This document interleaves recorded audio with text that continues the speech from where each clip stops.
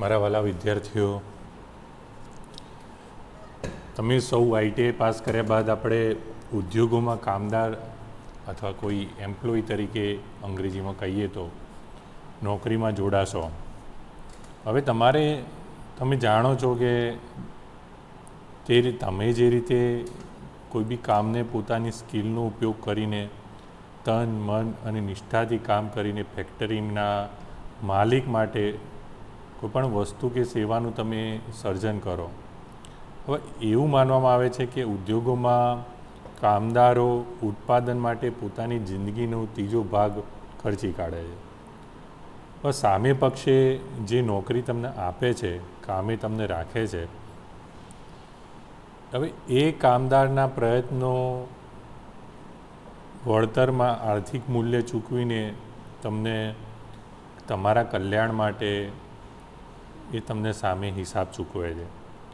ઘણીવાર એવું જોવામાં આવે છે કે ઉદ્યોગોમાં ખૂબ જ ગળાકાપ સ્પર્ધા થાય છે, બરાબર? અને પોતાનો સ્વાર્થ અને હિત માટે માલિકો તેમના નફા પૂરતો જ સંબંધ પોતાના એમ્પ્લોય સાથે રાખતા હોય છે.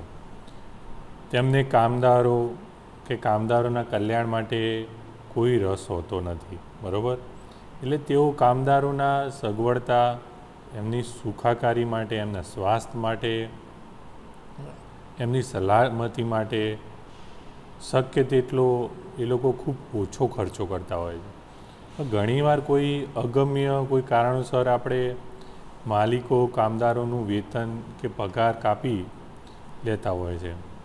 કેટલીક વખતે કામદાર કામ કરતી વખતે અકસ્માતનો ભેટ બનતા હોય છે, વ્યવસાયિક રોગ થતા હોય છે. આવા સમયે ઉદ્યોગ માલિકો જે છે તેમને વળતર ચૂકવતા નથી હોતા. કામના કલાકો, રજાઓ, વળતર, આ બધી જ વસ્તુઓ અલગ અલગ બાબતો માટે માલિકો દ્વારા જે કામદારોનું શોષણ થતું હોય છે. હવે માલિકોના આવા શોષણ સામે આપણે કામદારોને રક્ષણ મળે, કામદારોનું હિત જળવાય, કામદારોનું કલ્યાણ થાય, એ અર્થે ભારત સરકારે વિવિધ કાયદા ઘડ્યા છે અને તેમાં સમયે જરૂરી સુધારા વધારા થતા રહે છે. પણ આ બધા કાયદાઓ હવે આગળના આપણે જે ચેપ્ટર્સ છે એની અંદર શીખશું. હવે એમાંનો એક કાયદો એ છે ફેક્ટરી એક્ટ 1948. હવે કોઈ બી નોકરી દાતા છે જે તમને નોકરી આપે છે, એ કામદારની સલામતી, સ્વાસ્થ્ય, કલ્યાણ આ બધા ઉપર ધ્યાન આપે એ માટે સરકારે ચોક્કસ કાયદાની જોગવાઈઓ કરી છે. પણ આ કાયદાઓને શ્રમિક કાયદા કે ઔદ્યોગિક કાયદા કહેવામાં આવે છે. કામદારોનો હિત સંબંધિત ઔદ્યોગિક વિવાદોને ઝડપી નિકાલ થાય એ માટે ભારત સરકારે એક લેબર કોર્ટ ઊભી કરી છે. હવે કામદારોના હિતોના રક્ષણ માટે ભારત સરકાર દ્વારા જે મુખ્ય કાયદાઓ ઘડવામાં આવ્યા છે એ 7 છે. એ પ્રથમ છે ફેક્ટરી એક્ટ 1948, બીજું છે એપ્રેન્ટિસ એક્ટ 1961, ત્રીજું છે કામદાર રાજ્ય વીમા ધારો 1948, વેતન ચૂકવણી ધારો 1936, કર્મચારી ભવિષ્ય નિધિ ધારો 1952, કામદારો વળતર ધારો 1923 અને લઘુત્તમ વેતન ધારો 1948. હવે આની અંદર આપણે પ્રથમ જોઈએ ફેક્ટરી એક્ટ 1948. હવે આની અંદર આપણે જોઈશું ફેક્ટરી એક્ટ 1948 શું છે, માલિકની જવાબદારીઓ શું છે, લાયસન્સ અને તેની નોંધણી શું છે, ફેક્ટરી એક્ટની જોગવાઈઓ શું છે અને ફેક્ટરી એક્ટની અગત્યની વ્યાખ્યાઓ શું છે.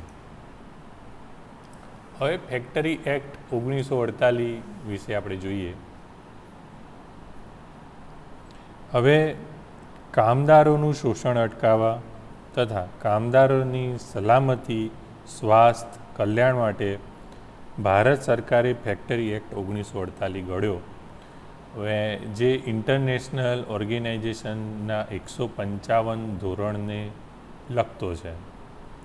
હવે એમાં એનો અમલ છે એ 1/4/1949 વર્ષમાં થયો હતો.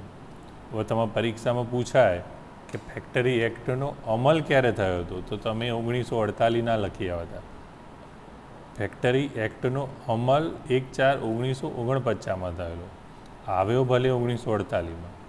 હવે આ કાયદો ભારતમાં માત્ર પહેલાં એવું હતું કે જમ્મુ કાશ્મીરમાં બાદ કરવામાં આવતો હતો, પણ હવે જમ્મુ કાશ્મીરને આની અંદર એડ કરી દેવામાં આવ્યું છે. બરાબર. અને ફેક્ટરી એક્ટ વિશે આપણે આગળ જોઈએ.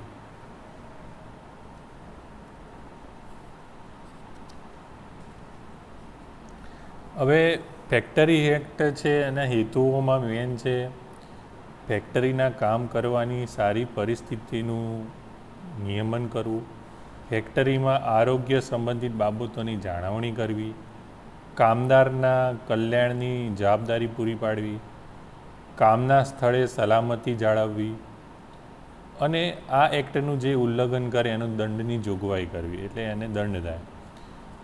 હવે એનું ક્ષેત્ર આપણે જોઈએ તો ફેક્ટરીની ઇમારત અને ઉત્પાદન પ્રક્રિયા હોય તેવી બધી જ જગ્યાઓ, વિદ્યુત વડે ચાલતા અને 10 કારીગરો ધરાવતા તેમજ વિદ્યુત વિના ચાલતા અને 20 કારીગરો ધરાવતા આવા કારખાનાઓમાં એક્ટ લાગુ પડે છે. હવે આ એક્ટ અંતર્ગત આપણે જોઈએ તો ધારક ફેક્ટરીમાં જે વ્યક્તિ દરેક બાબતો પર નિર્ણાયક નિયંત્રણ ધરાવતો હોય એના ધારક કહેવામાં આવે છે. કામદાર એટલે વર્કર.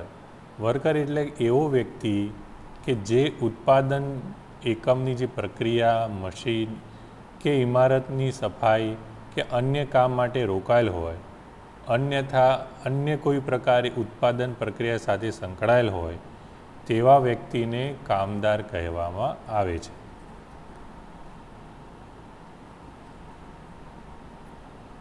હવે આમાં જોઈએ માલિકની જવાબદારી. માલિક અથવા ધારક કામદાર માટે સલામતી, આરોગ્ય અને કલ્યાણની બાબતોની ખાતરી કરવી, પહેલી બાબત. બીજી બાબત, આરોગ્યની દૃષ્ટિએ સલામત અને જોખમ રહિત પ્લાન્ટ અને સિસ્ટમની ગોઠવણી કરવી આપી, બીજી બાબત થઈ. ત્રીજી બાબત, પદાર્થનો સંગ્રહ, એનું હેરફેર અને એનો ઉપયોગ વખતે જે જોખમ છે એમાં જોખમ રહિત સિસ્ટમ વિકસાવવી. ચોથી બાબત, સલામતી અને સ્વાસ્થ્યની ખાતરી કરવા કામદારોને માહિતી, સૂચના, તાલીમ અને દેખરેખ પૂરી પાડવાની. પછી કારીગરોના કલ્યાણ માટે યોગ્ય સગવડો પૂરી પાડવાની અને કાર્યના તમામ સ્થળે જોખમ બિલકુલ ના હોય, જોખમ રહિત હોય અને સલામત વાતાવરણ ઊભું કરવું, આ બધી જ માલિકની જવાબદારી છે. હવે લાયસન્સ અને તેની નોંધણી. ચીફ ફેક્ટરી જે ઇન્સ્પેક્ટર દ્વારા ફેક્ટરીના પ્લાન્ટને પહેલું તો મંજૂર કરાવવો પડે છે. ફેક્ટરીના માલિકે ચીફ ફેક્ટરી ઇન્સ્પેક્ટર પાસે ફેક્ટરીની નોંધણી કરાવવી અને તેનું લાયસન્સ મેળવી લેવું. મળેલ લાયસન્સમાં સુધારો વધારો, રદ કરવું, રિન્યૂ કરાવવું, આ બધી બાબતો કાયદા મુજબ થાય છે. હવે ફેક્ટરી એક્ટની વિવિધ જોગવાઈઓ છે.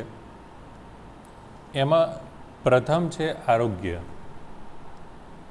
કારખાનામાં કારીગરોના આરોગ્ય સંબંધી બાબતોમાં સૌ પ્રથમ ધ્યાન લેવું જોઈએ. કારખાનાનું ભોયતળિયું અઠવાડિયામાં ઓછામાં ઓછું એક વખત જંતુનાશક દવાથી સાફ કરવું જોઈએ. ડ્રેનેજ વ્યવસ્થા, ઘન અને પ્રવાહી કચરાનો નિકાલ, પૂરતા હવા ઉજાસ, અનુકૂળ તાપમાન, ઝેરી ગેસ કે ધુમાડાનો નિકાલ, સંડાસ બાથરૂમ, થૂંકદાનીની વ્યવસ્થા, શુદ્ધ પીવાના પાણીની વ્યવસ્થા, આ બધી સગવડો પૂરી પાડવી જોઈએ. રોગોનો ઉપદ્રવ ન થાય એ માટે સાફ સફાઈ કરાવવી અને ભોંયતળિયું દર 6 મહિને એકવાર પાણીથી સાફ કરાવવું જોઈએ. તેમાં ઓછામાં ઓછા 3 વર્ષે એકવાર રંગકામ કરાવી લેવો જોઈએ. હવે સલામતી, એને અંગ્રેજીમાં આપણે સેફટી કહેવામાં આવે છે. કારખાનામાં દરેક મશીન સેફટી ગાર્ડ સુરક્ષિત કરેલું હોવું જોઈએ.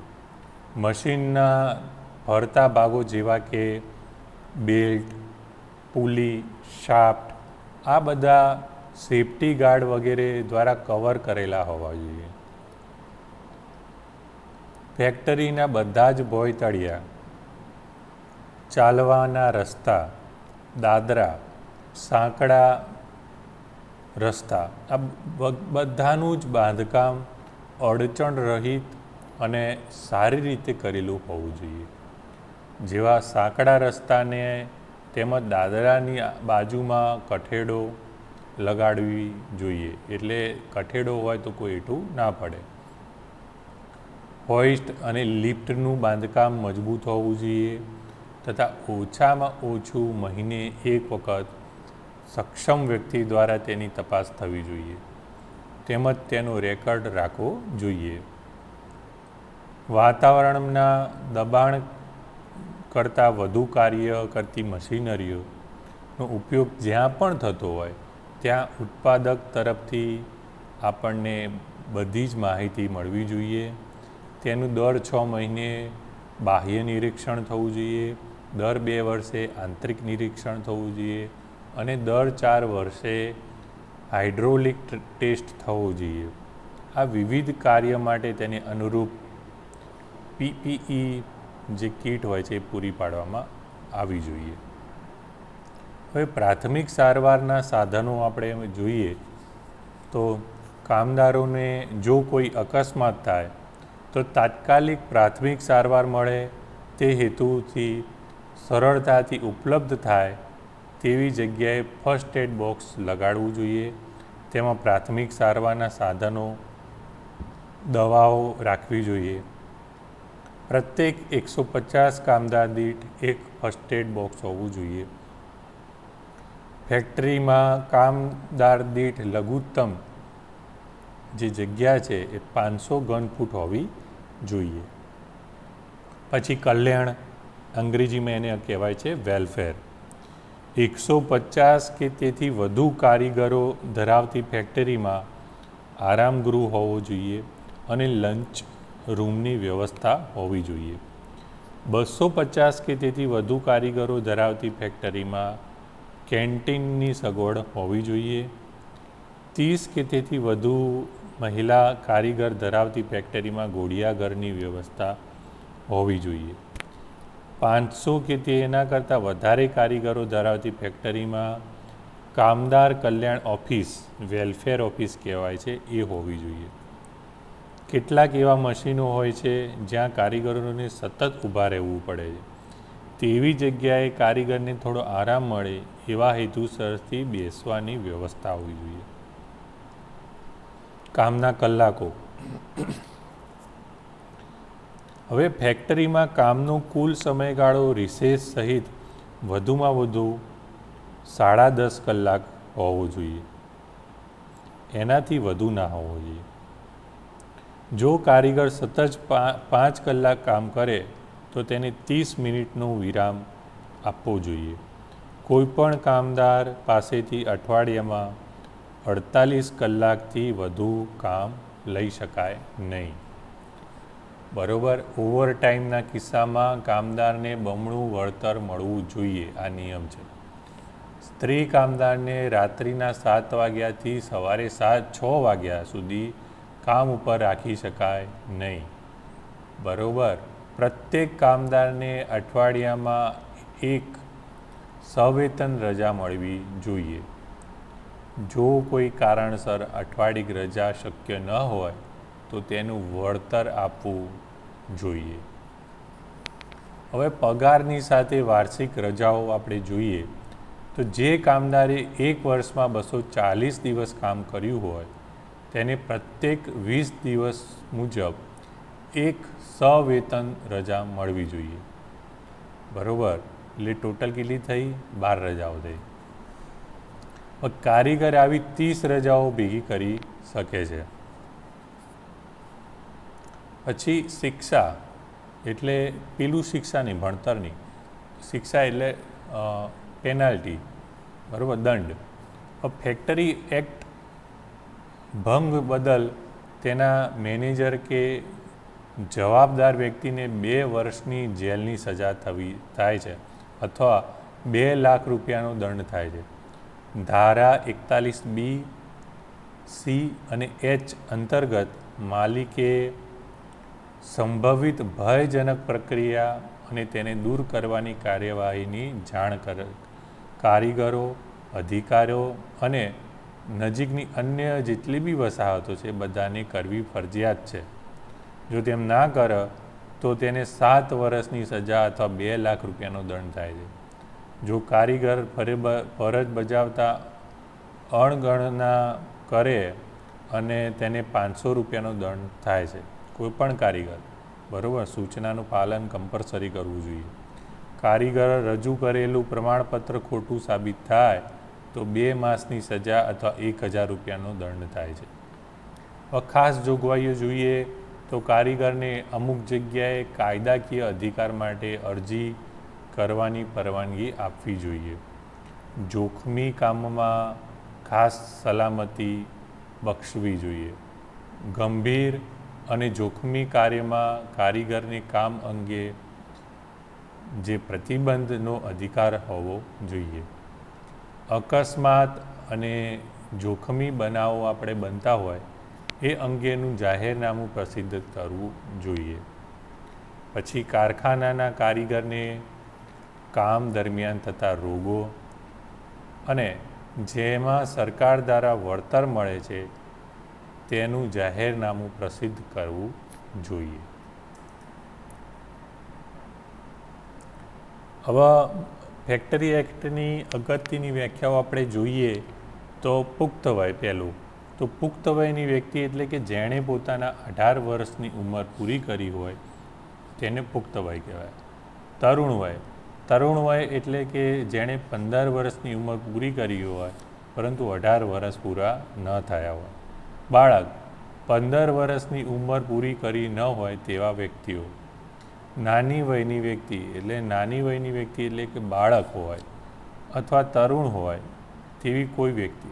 બરાબર. અને કાર્યાધ્યક્ષ. કાર્યાધ્યક્ષ એટલે કારખાનામાં કામકાજ ઉપર આખરી અંકુશ ધરાવનાર વ્યક્તિ એટલે કે એનો ઓનર આપણે કહેવામાં આવે છે. તો આ વિવિધ બાબતોને ખાસ ધ્યાન રાખવી જોઈએ.